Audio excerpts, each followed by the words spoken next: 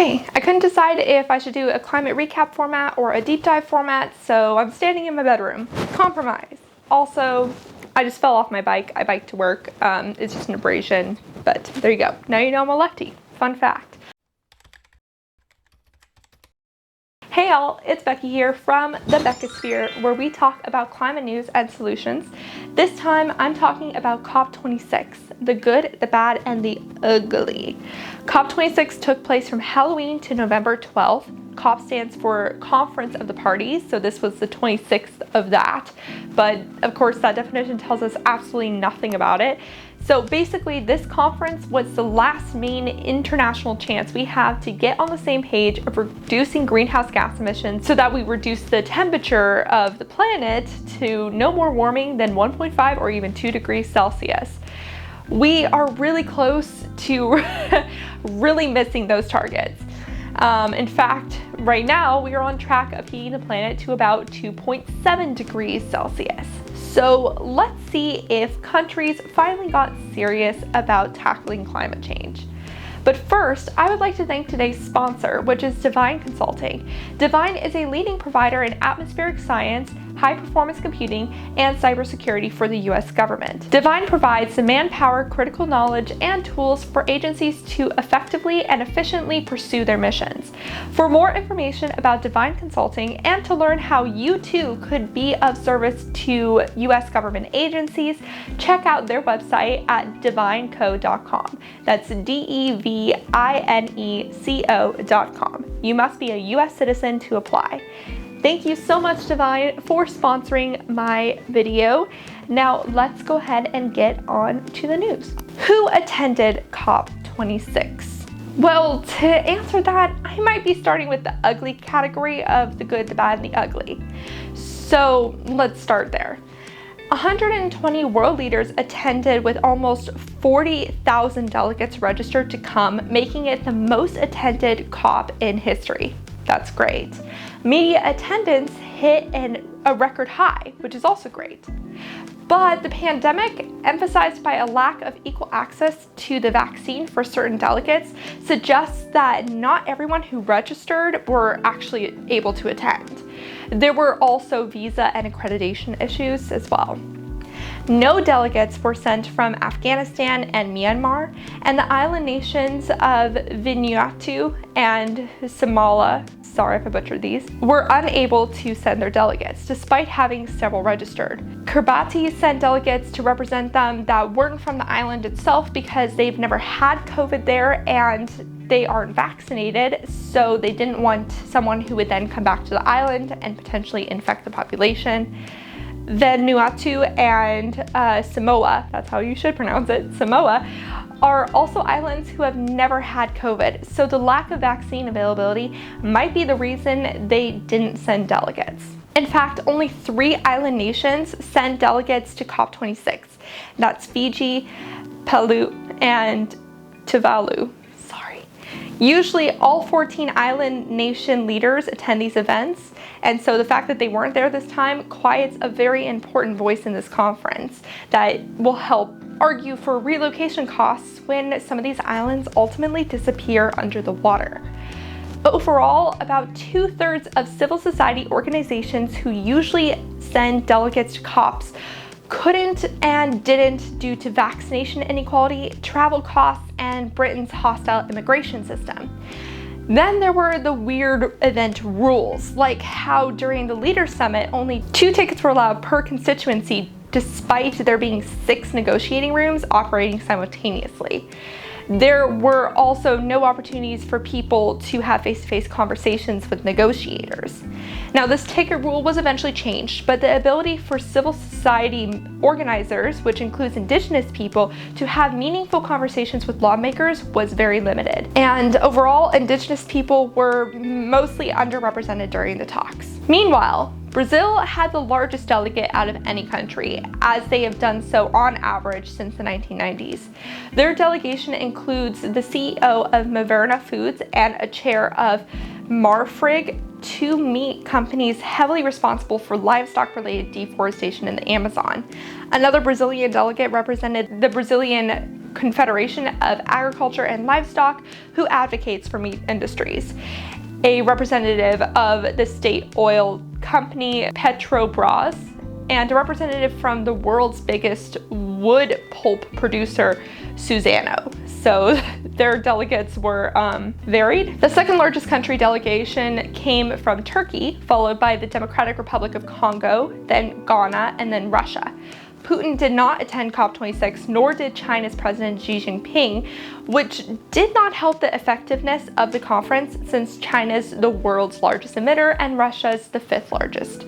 China also blocked Taiwan from attending, meaning that their emissions couldn't be counted in the overall score. The host, the UK, had the 10th largest delegation, but actually, okay, let's redefine delegation here, because if we were to add up every fossil fuel representative, they would actually make the largest set of delegates sent out of anyone.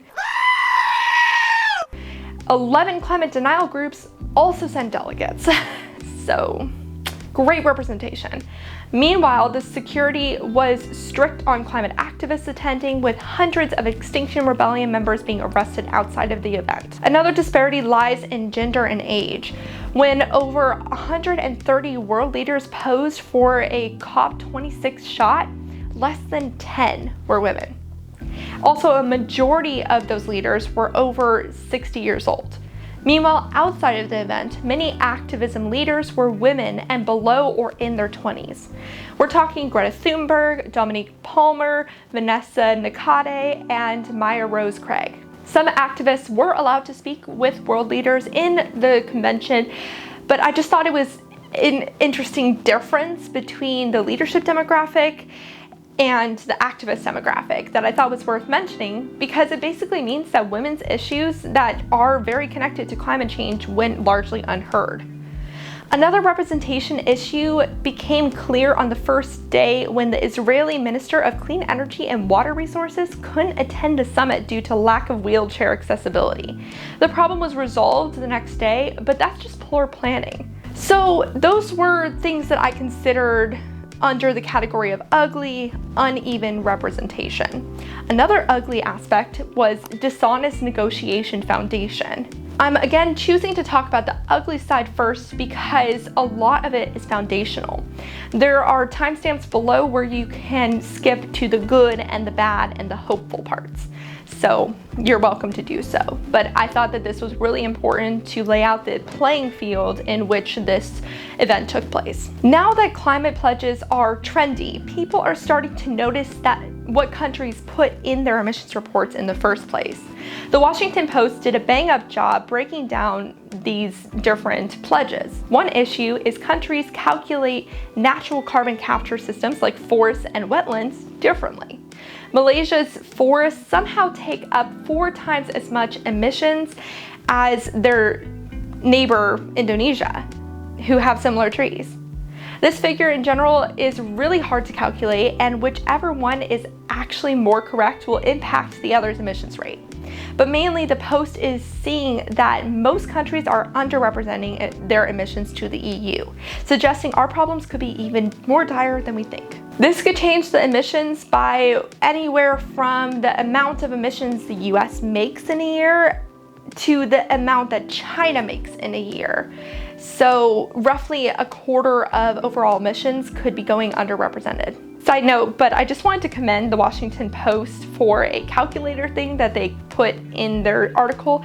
Basically, it converts all measurements to car emissions so people can get a better wrap or to be able to wrap their brains around all these emissions numbers, which I think is really smart, and I just want to praise any journalism innovation.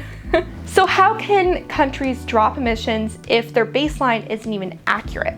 Well, the UN responded saying it's working on making these reports methods more stringent, forming a new transition plan task force.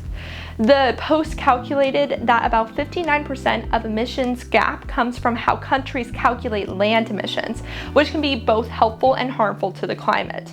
This category encompasses carbon sequestration or upkeep from forests and wetlands, and reforestation, but it also includes things like logging and wildfires. In my personal opinion, I don't think countries should be allowed to input how much emissions nature is taking up at all. That should be like the responsibility of a third party. That way, they can't claim that the parts that they didn't tear down are making up for their fossil fuel emissions. If we were to remedy this, then Malaysia would actually shoot up to be one of the top 25 emitting countries. There's also a lack of clarification to what net zero means. Does that mean natural carbon offsets, fossil fuel production with carbon capture attached? The Science-Based Targets Initiative recently came out with a net zero standard to try to clarify that, but the UN still needs to make formal standards around it. Another gap in emissions count is with the other greenhouse gases. Scientific research indicates that countries are undercounting methane emissions in fossil fuels, leaking infrastructure, landfill, and agriculture. Countries are also failing to keep track of fluorinated gases called F-gases that can be found in refrigerants and electricity industry. US supermarkets lose a quarter of their F-gases every year, so it does make a difference. A third gap in emissions count is in military operations. When the Paris Climate Accord was finalized, it specifically allowed countries to negate sharing how much their militaries emitted. There's more links about that whole thing in the source section below. There's a long source list that I have linked below. The fourth gap in emissions count has to do with fossil fuel exporting. Right now, countries that export fossil fuels don't have to have those counted in their emissions because instead the countries that bought the fossil fuels counted in their emissions. Some of the top countries exporting fossil fuels include the US, Saudi Arabia, and Norway. By emissions counting this way, these countries can essentially get away with maintaining the fossil fuel exporting side of their money making without any oversight. Granted, if demand dries up, then it won't matter as much, but if we're trying to tackle things from a supply side, this is something to consider. And finally, many conversations conveniently negated historical emissions. The US, for example, would like to point to China like they're the largest emitter, but they're less willing to admit that they are the world's historical largest emitter. And this is important because it contributes to how much responsibility and therefore reparations each country owes developing countries who had little in their emissions record at all. Another dishonest negotiation foundation point lies in the Energy Charter Treaty, which allows energy companies around the world to sue governments over policies that hurt their profits. Coal and oil companies are already utilizing this obscure international treaty. This could spell trouble for the energy transition. And the final dishonest negotiation foundation point is that there's just a slew of potentially empty promises. Fossil fuel companies' pledges are usually involving dropping emissions, but that doesn't speak for their products' actual emissions. Similarly, JP Morgan, who's the #1 supplier of fossil fuel loans, has recently pledged to clean up their portfolio, but will that promise stick? Companies can say things and have their promises entered into the emissions calculations for what's expected for 2030, but that doesn't mean that they'll actually follow through. This is something to just keep in mind in general about basically all the good stuff. Many promises don't come with consequences, leaving the credibility and follow through potentially up in the air. That doesn't necessarily mean that those are bad things or that we should completely ignore all the good progress that happened in COP26, but it's just something to keep in mind. Okay, now let's finally get into the good stuff that came out of COP26. Finance. Over 450 financial firms joined the Glasgow Financial Alliance for Net Zero, which is chaired by Mark Carney. These groups represent 40% of the world's financial assets, and by joining, they commit to reach net zero emissions by 2050. However, this agreement doesn't require the firms to stop financing fossil fuel projects. Instead, it's framed as a statement of coordination in which each company will orient its operations to seek out lending and investment opportunities that will push climate action and the energy transition forward. If that idea is followed, this could potentially be a very big deal. But without the necessary details, this agreement could be a wash. A press release from over 90 climate groups called the alliance watered down at best. Greta Thunberg interrupted Carney's announcement of more firms joining the financial alliance to call it a greenwashed thing. Reclaim Finance found that the alliance is fundamentally flawed and lacks detail.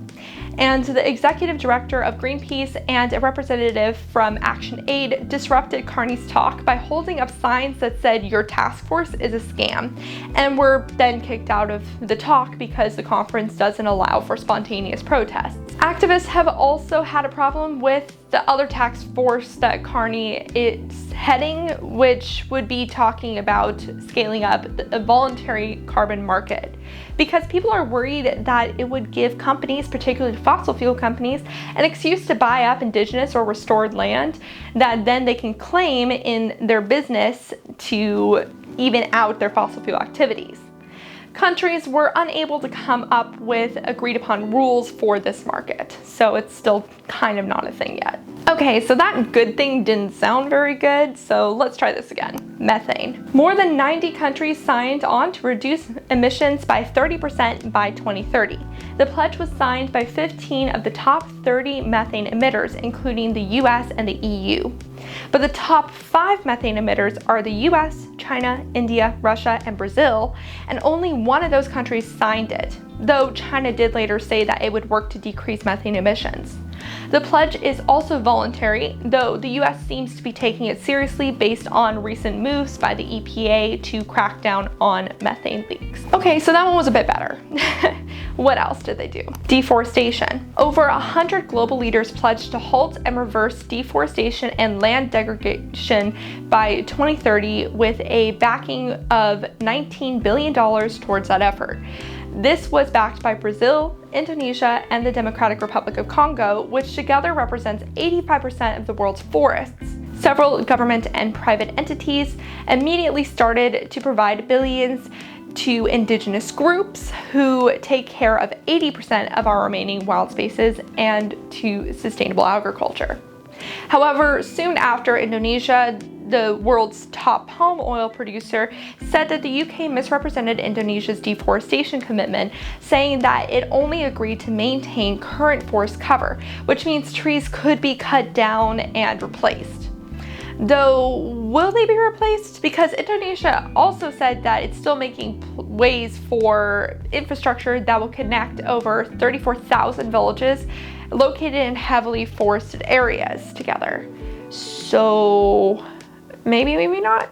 India shocked the world by announcing it plans to be net zero by 2070, the first time it's made any emissions promises. This is the most far-off timeline we've seen from any country yet, with China and Russia being 2060 and most others being 2050. But it makes sense to some extent coming from India because they really just started ramping up their development phase while being one of the most populous nations in the world. Prime Minister Modi emphasized the need for developed countries to provide $1 trillion in order for India to reach its target or get more specific on its goals. Global shipping. Denmark, the US, and 12 other nations backed a goal to reduce global shipping emissions down to zero by 2050. They agreed to come back in 2023 with emissions reduction technology ideas and produce goals for 2030 and 2040 to hold themselves accountable. Now, that is the type of deal I like to see. Holding each other accountable, multiple timelines, good goal. Like it. South Africa. The US, Britain, France, Germany, and the EU agreed to together drop $8.5 billion on South Africa's transition away from coal. This includes building renewable energy generation to make up the difference and to help coal workers switch jobs. South Africa is the most emissions-heavy country in Africa, and it has been needing to update its energy infrastructure as its citizens have gotten used to rolling blackouts. Green tech. The US, the EU, China, Australia, the UK, and India, among about 40 other countries, signed the Glasgow Breakthrough Agenda, which will help direct countries on which areas to invest invest in first. The first 5 breakthrough topics are clean energy, electric vehicles, green steel, hydrogen, and sustainable agriculture. The idea is to have technology to achieve 100% transition in those areas available and affordable to all countries by 2030. New plans to support Green Grids initiative started in the UK and India and endorsed by 80 countries. This idea of linking up all countries around the world to supergrids to even out different areas of access to wind and sun is continuously getting more hype.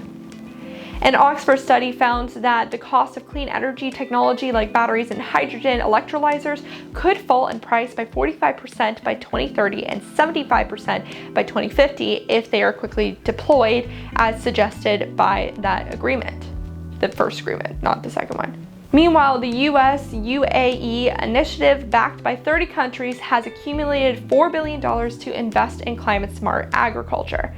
The US also launched the First Movers Coalition, which is made up of companies that can harness their purchasing power and supply chains to create early markets for clean energy technology. The coalition has 25 founding members covering topics including steel, shipping, trucking, and aviation.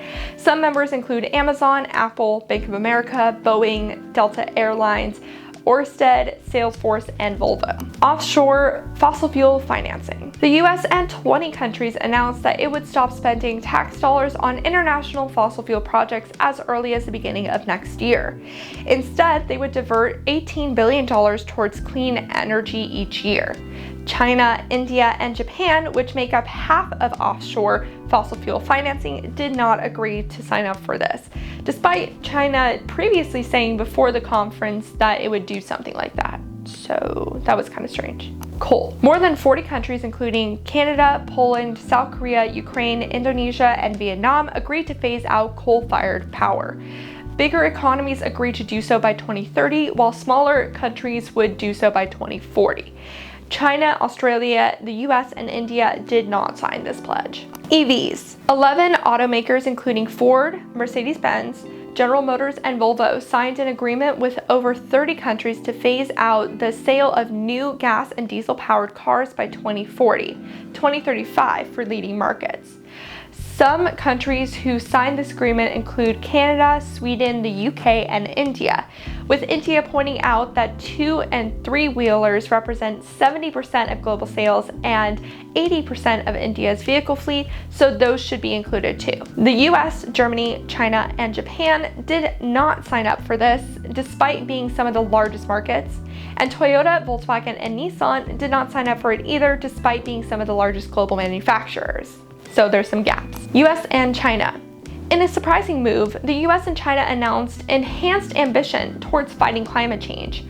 It was short on details, but in it they agreed to revisit the agreement at the end of 2022, so it suggests a consistent flow in talks between the two top emitters. BOGA. Denmark and Costa Rica launched the Beyond Oil and Gas Alliance, also called BOGA, to wind down production and use of fossil fuels by a Paris Agreement aligned date.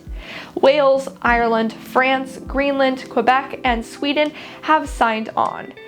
California, which I recognize is not a country, but I guess it's Quebec, Portugal, and New Zealand have agreed to adopt policies that restrict fossil fuel supply, but haven't agreed to ban licensing for future development. So those are all the main progress points that came out of COP26 talks. I'm afraid there's a few other bad category items that I need to mention though. Greenwashing. Countries overstated their forest carbon uptake capabilities. Leaders made pledges to encourage clean energy production while leasing more oil cells.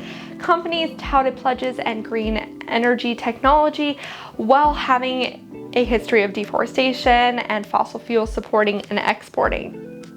Overall, there was just a lot of greenwashing at COP26. Overlooked issues. There has been a growing support for subsidizing the biomass industry, which includes forest wood pellets, which can increase deforestation. This topic was not brought up much during the conference, but many countries consider like the wood chips a carbon neutral form of energy production, despite scientific analyses arguing the exact opposite. Right now, the EU and the UK have the largest biomass markets. Forests are getting cut down in the US, Canada, Eastern Europe, Russia, Vietnam, and Malaysia to make wood pellets. Over 300 organizations from 78 countries delivered a declaration to COP26 asking leaders to reject hydropower in carbon offset schemes and barred new projects from being built using climate funds. This push was led by indigenous peoples who have had to see the impact of dams on their local environments. I don't think anything came from it though. Another overlooked issue was the impact of animal agriculture on climate. Animal agriculture was simply not on COP26 agenda. Instead, nearly 60% of food dishes offered at the conference contained meat, which kind of speaks for itself. Any talk of farming mainly centered around forestry, not meat consumption, not farm subsidies, and not food waste.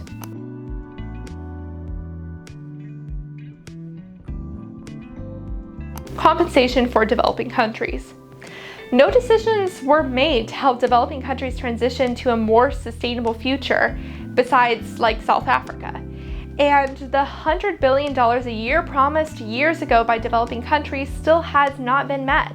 In general, historical emissions contributions by countries like the US and some European countries went largely unaddressed by the countries themselves, but several developing countries like China and India did not hold back in nailing them for it. The problem is a lack of recognition of uneven playing fields makes developing countries wary of letting the US and the EU monitor climate initiatives.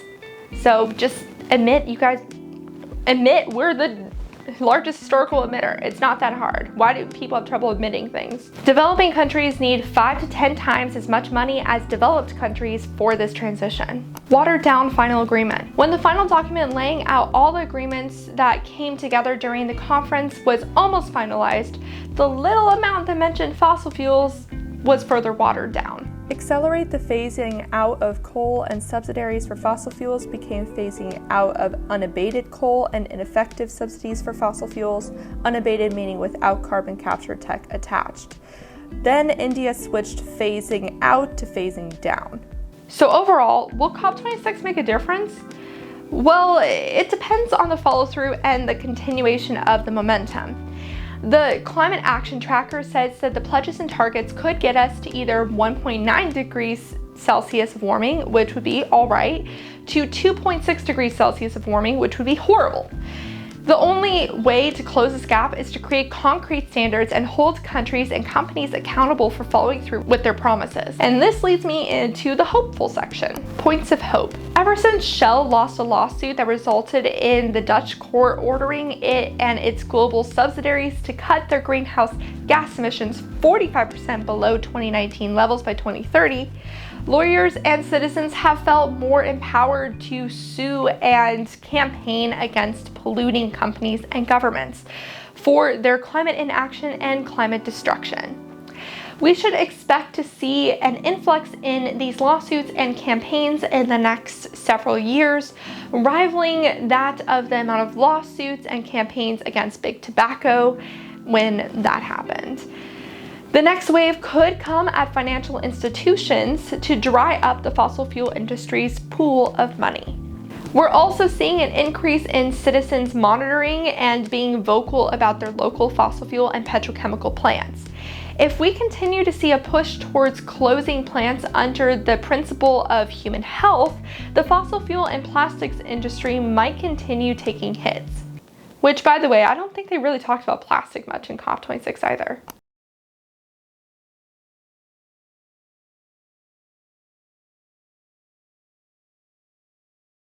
Interesting. More emissions tracking satellites are being launched in space every year, which will help agencies and organizations monitor countries' and companies' emissions and hold them accountable.